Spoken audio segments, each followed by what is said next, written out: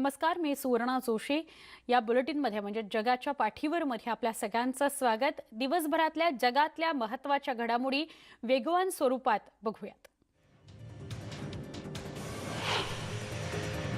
भारतासह जगभरात कोरोना संक्रमितांची संख्या दररोज तब्बल 2 लाखांनी वाढतीये. गेल्या 24 दिवसात 50 लाख रुग्ण वाढले आहेत. जूनच्या शेवटच्या महिन्यापर्यंत हा आकडा 1 कोटींवर पोहोचला होता. आता हा आकडा वाढून 3 कोटींवर गेलेला आहे. सर्वाधिक संक्रमित अमेरिकेत आहेत, तर भारत तिसऱ्या क्रमांकावर आहे. जगभरात 6,16,000 जणांचा मृत्यू कोरोनामुळे झालाय. यातील 49% संक्रमित अमेरिका, ब्राझील आणि भारतात आहेत. ब्राझीलचे अध्यक्ष जयर बोल्सोनारो यांनी कोरोनाची तिसरी चाचणी केली असून त्यांचा रिपोर्ट येणं अद्याप बाकी आहे. ही चाचणी निगेटिव्ह आल्यास ते पूर्वोत्तर ब्राझीलमधील PUE या राज्यात जाणार आहेत. बोल्सोनारो यांनी जुलैमध्ये आपली कोरोना चाचणी पॉझिटिव्ह असल्याचं सांगितलं होतं. यानंतर आता त्यांची तिसरी चाचणी करण्यात येते. कोलोरॅडो गव्हर्नर जारेड पॉलिस यांनी राज्यभरातील बार आणि रेस्टॉरंट्समध्ये पुन्हा मद्यपान विक्री करण्यास बंदचे आदेश दिले आहेत. कोलोरॅडोमध्ये तरुण कोरोनाग्रस्तांच्या संख्येत वाढ होते. याच पार्श्वभूमीवर हा निर्णय घेण्यात आला आहे. अमेरिकेचे अध्यक्ष डोनाल्ड ट्रम्प यांनी कोरोना संक्रमण नियंत्रणाकरता भारत सरकारने उचललेल्या उपाययोजनांची पुन्हा एकदा प्रशंसा केली आहे. तसंच जगभरात सर्वाधिक कोरोना चाचण्या अमेरिकेने केल्याचा दावा ट्रम्प यांनी केलाय. या यादीत दुसऱ्या क्रमांकावर भारत आहे. हा दावा ट्रम्प यांनी केला असला तरी आकडेवारीवर काम करणाऱ्या संस्थांनी मात्र चीननं सर्वाधिक चाचण्या केल्या असल्याचं म्हटलंय. ऑस्ट्रेलियातल्या व्हिक्टोरिया राज्यात 484 नवीन रुग्ण सापडलेत. ही संख्या आणखी वाढू शकेल असा इशारा आरोग्य अधिकाऱ्यांनी दिलाय. ऑस्ट्रेलियातील दुसऱ्या क्रमांकाचं मोठं शहर असलेल्या मेलबर्नमध्ये सध्या 2 आठवड्यांचा लॉकडाऊन सुरू आहे. ही परिस्थिती खूपच आव्हानात्मक आहे असंही वरिष्ठ आरोग्य अधिकाऱ्यांनी सांगितलं. ऑस्ट्रेलियामध्ये देखील कोरोनाचा प्रादुर्भाव वाढतोय. कोरोनामुळे 128 जणांचा मृत्यू झालाय, तर कोरोनाचा हा सगळ्यात आव्हानात्मक टप्पा असल्याचं मुख्य आरोग्य अधिकारी म्हणाले. कोरोनाच्या पार्श्वभूमीवर न्यूयॉर्क शहरातील नागरिकांना आपलं घर रिकामं करण्याची वेळ आली आहे. अनिल आणि जॉयस लिली यांनीही आपलं ब्रॉक्स अपार्टमेंट घर रिकामं केलंय. कोरोनामुळे जाहीर करण्यात आलेल्या लॉकडाऊनमुळे अनेक कुटुंबांवर असं संकट ओढावल्याचं चित्र आहे. कोलोरॅडो गव्हर्नर जारेड पॉलिस यांनी मंगळवारी राज्यभरातील बार आणि रेस्टॉरंट्सला मद्यपान बंद करण्याचे आदेश दिले. कोलोरॅडोमध्ये तरुण प्रौढांमधील कोरोना बाधितांच्या संख्येत वाढ होतीये. त्यामुळे खबरदारी म्हणून पुन्हा एकदा बार आणि रेस्टॉरंट्समधील मद्यपान बंद करण्यास सांगण्यात आलं. यापूर्वी जून अखेरपर्यंत अनेक ठिकाणी मद्यपान रेस्टॉरंट्स आणि बार्समध्ये बंद होतं, पण ते नंतर सुरू करण्यात आलं होतं. आता पुन्हा बंदीचा निर्णय घेतला गेला आहे.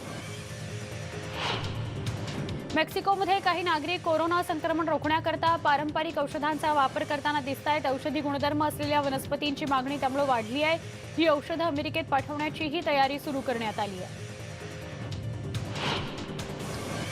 लेबननवर ओढावलेल्या आर्थिक संकटामुळे आरोग्य व्यवस्थेवर मोठा परिणाम होतोय. यामुळे कोरोनाचं संकट आणखी गडद होत आहे. आतापर्यंत 41 जणांचा कोरोनामुळे मृत्यू झाल्याची माहिती आहे. कोरोनाचा प्रादुर्भाव आणखी वाढत राहिला तर परिस्थिती नियंत्रणाबाहेर जाण्याची शक्यता वर्तवण्यात आली आहे.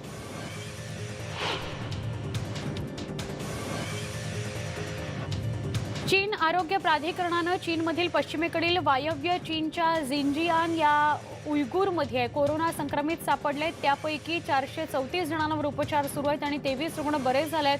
मृतांची संख्या 4,634 पोहोचली आहे. ऑक्सफर्डनं कोरोना व्हायरस विरोधात विकसित केलेली लस पहिल्या फेजमध्ये यशस्वी ठरल्यामुळे जगभरात सगळ्यांच्याच अपेक्षा उंचावल्या आहेत. उर्वरित 2 फेजचे टप्पेही या लसीनं यशस्वीपणे पार करावेत अशीच अपेक्षा व्यक्त होतीये, इच्छा व्यक्त होतीये. कारण असं घडल्यास या लसीचं मोठ्या प्रमाणावर उत्पादन आणि सार्वत्रिक वापर सुरू होऊ शकतो. भारताची सिरम इन्स्टिट्यूट ऑफ इंडिया ही संस्था या प्रकल्पात भागीदार आहे. त्यामुळे सर्व काही नियोजनानुसार झालं तर भारतीयांनाही ही लस नोव्हेंबरपर्यंत मिळू शकते. चीनी academy of military medical sciences आणि चीनी बायोटेक कंपनी कॅन्सिनो बायोलॉजिक्स यांनी तयार केलेल्या लसीचे रिझल्ट चांगले येत आहेत. CO-VID-1 ही लस रोगप्रतिकारक क्षमता वाढत असल्याचं समोर आलंय. या लशीमुळे दुसऱ्या टप्प्यात चाचणी सुरू झालेली आहे. रशियानंतर आता चीनवर कोरोना लसी संदर्भातल्या संशोधनातली माहिती हॅकिंगद्वारे चोरल्याचा आरोप केला जातोय। अमेरिकेच्या न्याय विभागाने 2 चीनी हॅकर्सना जगभरातल्या कंपन्यांचे व्यवसायाशी संबंधित अनमोल माहिती चोरल्याचा आरोप आहे। कोरोनाच्या पार्श्वभूमीवर नोबेल पुरस्काराचा सोहळा रद्द करण्यात आलाय। 60 वर्षांनंतर पहिल्यांदाच पुरस्कार सोहळ्याचं आयोजन रद्द करण्यात आलंय। यावेळी नोबेल पारितोषिक विजेत्यांच्या नावाची घोषणा करण्यात येणार आहे, मात्र 10 डिसेंबर रोजी होणारा सोहळा रद्द करण्यात आलाय। शवविच्छेदन संशोधकांनी कोरोना व्हायरस मानवी शरीरावर काय परिणाम करतो याविषयी नवी माहिती समोर आणली आहे। कोरोनाच्या संक्रमणानंतर कोणत्या अवयवांना किती धोका पोहोचतो यासंदर्भात संशोधन केलं गेलं असून कोरोनामुळे मृत्यू झालेल्यांच्या हृदयावर होणाऱ्या परिणामाचा अभ्यास करण्यात आलाय। डॉक्टर डेसिरी मार्शल यांनी या संदर्भात माहिती दिली।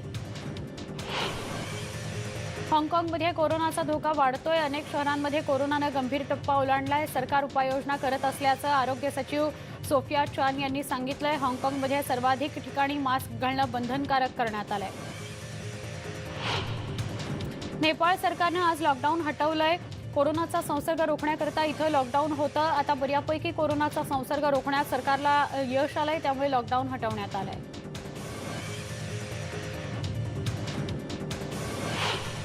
अवॉर्ड विनिंग फिलिपिन्सचा पत्रकार मारिया रेसा यांनी कर चुकवल्याबद्दल दोषी नसल्याची कबुली दिली। दुसऱ्या तिमाहीच्या रॅपलरच्या वॅट रिटर्नशी संबंधित कोडचं उल्लंघन केल्याचा आरोप त्यांच्यावर होता। जॉर्ज फ्लॉइडच्या मृत्यूप्रकरणी 4 माजी अधिकाऱ्यांविरोधात फौजदारीचा आदेश काढण्यात आलाय। न्यायाधीश पीटर कॅहेल यांनी हा निकाल दिला, तर अद्याप या प्रकरणातील सगळ्या वकिलांनी माहिती मांडली नसतानाही हा निकाल देण्यात आलाय। चीनमधील कम्युनिस्ट पार्टीच्या सदस्यांना देशाच्या दौऱ्यावर बंदी घालण्याची अमेरिकेची योजना हास्यास्पद असल्याचं अमेरिकेचे चीनी राजदूत हुई टियांगकई यांनी म्हटलंय। चीनमधील इतिहासाविषयी आणि खऱ्या परिस्थितीबद्दल काही लोकांकडे दुर्लक्ष करण्यात आल्याचा यावेळी त्यांनी टीका केली, आरोप केलाय। ट्रम्प प्रशासन, सीपीसी सदस्यांनी आणि त्यांच्या कुटुंबियांवर अमेरिकेच्या प्रवासावर बंदी घालण्यात आली आहे। चियापासमध्ये अपहरण झालेल्या 2 वर्षाच्या मुलाची आई जुआना परेज यांनी अध्यक्षांच्या मदतीसाठी मेक्सिकोच्या राष्ट्रीय पॅलेसच्या बाहेर आंदोलन केलं। इथल्या स्थानिक अधिकाऱ्यांनी 3 आठवड्यांपूर्वी पेरेझच्या मुलाचा शोध सुरू केला होता। या अपहरण प्रकरणी 3 महिलांना अटक करण्यात आली आहे। त्यांच्याकडून 23 मुलांना बालकल्याण अधिकाऱ्यांच्या ताब्यात देण्यात आलंय। युक्रेनच्या पश्चिम शहर लुस्टन इथून एका व्यक्तीला ताब्यात घेण्यात आलंय। या व्यक्तीनं एका बसमध्ये डझनहून अधिक लोकांना डांबून ठेवलं होतं। दरम्यान त्याच्याकडून शस्त्र देखील जप्त करण्यात आली आहेत। 12 तासांपेक्षा अधिक वेळ या लोकांना डांबून ठेवण्यात आल्याचा व्हिडिओ या माथेफिरूनं फेसबुकवर पोस्ट केला आणि यानंतर त्याच्यावर कारवाई करण्यात आली। जॉर्ज फ्लॉइड याच्या मृत्यूनंतर अमेरिकेतील पुतळ्यावरून मोठं राजकारण पेटलं। उत्तर कॅरोलिनामध्ये अद्याप किमान 69 पुतळे आहेत। दरम्यान काउंटी व्यवस्थापकाचा पुतळा हटवण्याची मागणी करण्यात आली असून यावर नवा वाद सुरू झालाय। ओहायो हाऊसचे रिपब्लिकन स्पीकर आणि त्यांच्या 4 साथीदारांना अटक करण्यात आली आहे। ओहायो राज्यातील सर्वात मोठी लाचखोरी आणि पैशांची उधळपट्टी केल्याप्रकरणी कारवाई करण्यात आली आहे। अटकेनंतर त्यांना कोलंबसच्या न्यायालयामध्ये हजर करण्यात आलं। यावेळी संतप्त आंदोलनकर्त्यांनी न्यायालयाबाहेर निदर्शनं केली। अमेरिकेच्या होमलँडमध्ये सुरक्षा अधिकारी पोर्टलँड ओरेगॉन इथं शांतता व सुव्यवस्था आणण्याच्या प्रयत्नात असल्याचं अधिकाऱ्यांनी म्हटलंय। फेडरल कोर्ट हाऊस बाहेर अनेकदा आंदोलनकर्ते जमतात। यावेळी झोनमधील व्यवसाय अनेकदा बंद करावे लागतात। यामुळे या भागात सुरक्षा व्यवस्था तैनात करण्यात आली। ओरेगॉनमधील पोर्टलँडमध्ये फेडरल एजंटापैकी एकानं हल्ला केला। यावेळेचा एक व्हिडिओ समोर आला। यात हल्लेखोरानं हेल्मेटसह मास्क घातल्यामुळे त्याचा चेहरा स्पष्ट दिसत नाहीये। अमेरिकेच्या होमलँड सिक्युरिटी विभागानं पोर्टलँडवर अधिकारी तैनात केले होते। भारत आणि अमेरिकेत लवकरच झटपट व्यापारी करार होणार आहे अशी घोषणा केंद्रीय वाणिज्य मंत्री पियुष गोयल यांनी केली आहे। 50 ते 100 वस्तूंच्या आयातीसाठी अमेरिकेनं भारताला प्राधान्य द्यावं अशी भूमिका भारतानं मांडली आहे। अमेरिकेच्या शिकागो राज्यात एका कब्रस्तान बाहेर बेछूट गोळीबार झाल्याची घटना घडली आहे। त्यात 14 लोक जखमी झाले आहेत। ज्या गाडीवर हा गोळीबार करण्यात आला ती गाडी एका झाडावर जाऊन आदळली। गलवानमध्ये चीनच्या आगळीकीनंतर भारत आणि अमेरिकेतील सामरिक आणि गुप्तचर सहकार्य अधिक वाढल्याचं समजतं. उपग्रहांनी पाठवलेले फोटो, टॅप केलेली टेलिफोन संभाषणं आता अमेरिका जास्त प्रमाणात भारताशी शेअर करते. यामुळे LACवरील सर्व आघाड्यांवर भारताला बारीक लक्ष ठेवणं सोपं जात आहे.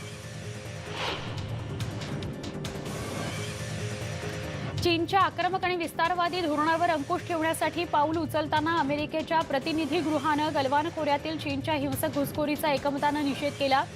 या मुद्द्याशी संबंधित राष्ट्रीय सुरक्षा प्राधिकृतता या कायद्यातील दुरुस्ती अमेरिकी प्रतिनिधी गृहानं मंजूर केलेली आहे. दक्षिण चीन सागरातील वाढत चाललेल्या वर्चस्वाविरोधातही चिंता व्यक्त करण्यात आली आहे. आजपासून भारतीय हवाई दलाच्या कमांडर्स कॉन्फरन्सला दिल्लीच्या एअर हेडक्वार्टरमध्ये सुरुवात झाली. 22 ते 24 जुलै या कालावधीत 3 दिवस हे चालणार आहे. केंद्रीय संरक्षण मंत्री राजनाथ सिंग यांच्या हस्ते याचं उद्घाटन झालं. या परिषदेची थीम पुढील दशकात IAF म्हणजेच भविष्यात भारतीय वायुसेनेचं स्वरूप काय असेल यावर ही चर्चा झाली. वायुसेनेशी सध्या सुरू असलेल्या वादामुळे त्याची तयारी व आढावा घेण्यात येईल. तसंच नियंत्रण रेषेवरील परिस्थिती आणि तयारीचा आढावा घेण्यात येईल. या महिन्याच्या 29 तारखेला येत्या राफेल विमानाच्या पहिल्या तुकडीच्या तैनातीवरही चर्चा केली जाणार आहे. भारत आणि चीनमध्ये सीमावर्ती भागात निर्माण झालेल्या तणावपूर्ण परिस्थितीच्या पार्श्वभूमीवर आता संरक्षण संशोधन आणि विकास संस्थेकडून भारतीय लष्कराला एक विशेष अत्याधुनिक ड्रोन तयार करून देण्यात आला आहे. पूर्व लडाखमध्ये LACच्या भागावर बारकाईने लक्ष ठेवण्याकरता या ड्रोनची मदत घेतली जाणार आहे. संपूर्ण भारतीय बनावटीचं असलेल्या या अत्याधुनिक ड्रोनला भारत असं नाव देण्यात आलं आहे. काही दिवसांपूर्वी चीनसोबत मोठी डील केल्यानंतर चाबहार रेल्वे प्रकल्पातून इराणनं भारताला वगळण्यात आल्याचं वृत्त समोर आलं होतं. चीन आणि इराण या दोन्ही देशांमध्ये $400 अब्ज डीलचा हा परिणाम असल्याचं मानलं जात होतं. परंतु आता इराणनं या वृत्ताचं खंडन केलंय. भारतात चाबहार जहेदान रेल्वे प्रकल्पाचा भाग असल्याचं इराणनं स्पष्ट केलं आहे. युरोपियन महासंघाची मंगळवारी संपलेली बैठक ही आतापर्यंतची सगळ्यात मोठी बैठक असल्याचं म्हटलं जात आहे. या बैठकीदरम्यान तब्बल 1800 अब्ज युरोंच्या मदत निधीसाठी करारावर स्वाक्षऱ्या करण्यात आल्या. दरम्यान पुढील 7 वर्षांकरता युरोपियन महासंघाच्या देशांच्या मदतीकरता हे पॅकेज तयार करण्यात आलंय. यापैकी 750 अब्ज युरोची रक्कम अनुदान आणि कर्जाच्या स्वरूपात देण्यात येणार आहे. न्यूझीलंडच्या पंतप्रधान जॅसिंडा आर्डन यांनी इमिग्रेशन मंत्र्याला पदावरून हटवलं. त्यांनी स्वतः याबाबतची माहिती दिली. महिला अधिकाऱ्यासोबत प्रेमसंबंध ठेवल्यानं ही कारवाई करण्यात आल्याचं त्यांनी यावेळी सांगितलं. इमिग्रेशन मंत्री लिज गॅलोवे यांचं एका महिला अधिकाऱ्यासोबत जवळपास 1 वर्षापासून प्रेमसंबंध होते. दरम्यान 41 वर्षीय लिज गॅलोवे यांनी पंतप्रधानांच्या निर्णयाचा स्वीकार करत माफी देखील मागितली आहे. इतकंच नाही तर सप्टेंबरमध्ये होणारी निवडणूक आपण लढवणार नसल्याचं त्यांनी यावेळी स्पष्ट केलं आहे. कोस्ट रिकन अधिकाऱ्यांनी कोकेन जप्त केलंय. या प्रकरणी तटरक्षक दलानं 8 जणांना अटक केली आहे. कोस्टा रिकन या सार्वजनिक सुरक्षा मंत्रालयानं ही कारवाई केली. कॅहुटा आणि मंझानिलो या कॅरेबियन किनारपट्टीवर तपासणी केली असता अंदाजे 2 टन कोकेन असलेलं जवळपास 83 पॅकेट्स जप्त करण्यात आली आहे. पाकिस्तानात बिगो ॲपवर बंदी घालण्यात आली आहे. तसंच टिकटॉक कंपनीलाही सूचना करण्यात आल्या. टिकटॉकवर आक्षेपार्ह कंटेंट प्रसिद्ध करू नये अशा सूचना दिल्या गेल्यात. पाकिस्तानच्या टेलिकम्युनिकेशन अथॉरिटीनं या संदर्भात माहिती दिली. या दोन्ही ॲपमधून अश्लील आणि आक्षेपार्ह तसंच सामाजिक तेढ निर्माण करणारे व्हिडिओ प्रसारित होत असल्याच्या अनेक तक्रारी येत असल्यामुळे ही कारवाई करण्यात आल्याचं यावेळी सांगण्यात आलं. ऑस्ट्रेलिया दौऱ्यादरम्यान टीम इंडियाला 2 आठवड्यांचा क्वारंटीन कालावधी असणार आहे. क्रिकेट ऑस्ट्रेलियाचे नवनिर्वाचित CEO निक हॉकले यांनी याबाबतची माहिती दिली. 2 आठवडे क्वारंटीन कालावधी हा योग्य आणि गरजेचा आहे. त्यात बदल होणार नाही असं त्यांनी स्पष्ट केलं. IPLचा नवा हंगाम लवकरच आयोजित केला जाणार असल्याची माहिती मिळतेय. दरम्यान IPLचा माजी विजेता मुंबई इंडियन्स संघासमोरच्या अडचणी वाढल्या. संघाचा प्रमुख गोलंदाज ट्रेंट बोल्ट यानं या हंगामात खेळण्याबद्दल साशंकता व्यक्त केली आहे. मध्यंतरी स्पर्धेच्या आयोजनाबद्दल मी अनेक गोष्टी ऐकल्या होत्या, पण सध्या प्रत्येक आठवड्याला परिस्थिती बदलते आहे. त्यामुळे मी थोडा वेळ थांबून मग निर्णय घेईन असं बोल्टनं स्पष्ट केलं आहे. मेक्सिकोतील झॅकांगो इकोलॉजिकल पार्कमध्ये नाईल हिप्पोपोटॅमस या वासराचा जन्म झालाय. 13 जुलैला बेबी हिप्पोपोटॅमसचा जन्म झाला. मात्र आईला या वासराला खायला द्यायला त्रास होत असल्याचं त्याचं पालनपोषण करणं तिला शक्य होत नाहीये. अव्वल फुटबॉलपटू क्रिस्टियानो रोनाल्डोनं 3 मिनिटांच्या अंतरात 2 गोल केल्यानं युव्हेंटसने सेरी ए फुटबॉल या स्पर्धेमध्ये लॅझिओला 2-1 नमवलंय. रोनाल्डो सेरी ए इंग्लिश प्रीमियर लीग ला लिगा या स्पर्धेमध्ये 50 गोल करणारा पहिला फुटबॉलपटू ठरला आहे. ब्रिटनचा युवराज जॉर्जचं नुकतंच 2 फोटो त्याच्या आईनं म्हणजेच डचेस ऑफ केम्ब्रिज केट मिडलटननं शेअर केले आहेत. आज युवराज जॉर्जचा 7वा वाढदिवस आहे. दुसऱ्या महायुद्धात यूकेला विजय मिळवून देणारे ब्रिटनचे मुत्सद्दी राजकारणी आणि पंतप्रधान विन्स्टन चर्चिल यांच्या पहिल्या प्रेमाची गोष्ट नुकतीच समोर आली आहे. त्यांच्या पहिल्या प्रेमाचं कनेक्शन भारताशी आहे. 26 ऑक्टोबर 1896 रोजी चर्चिल यांनी आपल्या आईला लिहिलेल्या पत्रात म्हटलं होतं की आजवर मी पाहिलेल्या मुलींमध्ये पामेला ही सर्वाधिक सुंदर मुलगी आहे. दरम्यान या दोघांमध्ये प्रेमही फुललं आणि ते अनेक वर्ष सोबतही राहिले. जगाच्या पाठीवर या विशेष बुलेटिनमध्ये एक छोटा ब्रेक लगेच भेटतोय. पहा फक्त न्यूज 18 लोकमत.